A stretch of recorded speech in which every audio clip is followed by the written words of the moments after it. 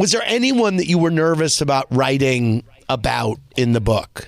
Oh, absolutely. I was nervous about writing about Bill Cosby. I was nervous. You were nervous, but what? Why? Because you had interactions. I didn't want to reopen a can of worms. You know what I mean? I felt like when all of that was being revealed about how he treated women, I didn't have anything concrete to add to the story, and I didn't feel like I should have done that. People would have thought maybe I was just jumping on the bandwagon to jump on the bandwagon, and I didn't want to do that. And also my boys were little, and I didn't want to subject them to that kind of, stuff. So I was nervous, but it was my story to tell. Yes. And you met Cosby how? I was modeling in New York, and I got a call from my agency saying Bill Cosby wanted your number. And, at the time, he was everybody's dad. Yes. He was bigger than life. And so you say, sure. I say, sure. And what happens? Like 20 minutes later. Okay. And said, I've, seen you around, and I think you would be great for the show. I'm going to offer you a small part, but I also think education is really important, which is really weird that someone I didn't know thought that I needed more education.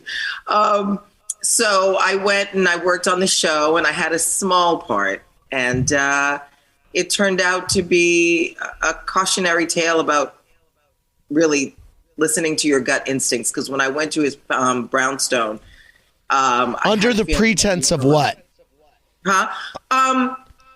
First of all, I felt like we weren't alone. But I never saw anybody else. But why did you go to his? Why were you invited? Well, because he was like, I want to talk to you about your career. I want to talk to you about, right. I want to help you. Your education. We'll go over a scene together. The whole setup that he does. Yes. Yeah. And you go to his brownstone, and what happens? I get there, and he asked me if I want to have a drink, and I was a baby. I was like, sure. And he gave me Sambuca, and I remember that very well because I didn't drink and I had never heard of Sambuca. And I remember taking a sip and not feeling great. And I don't know, I just didn't feel right. And something told me to get out of there. And I literally got up and I ran out of there. Wow. And I got into a cab and I went to my apartment, and I was freaked out. I remember calling my mom. And what was interesting is the next week, he had a big I Love My Wife party, which I had never heard anybody have a party that was themed that way. So it was really interesting, and I never heard from him again. When you say you didn't feel right after the sip, do you think, based on what we know, theoretically, there was probably something else in that Sambuca, right? I absolutely think there was. Unbelievable.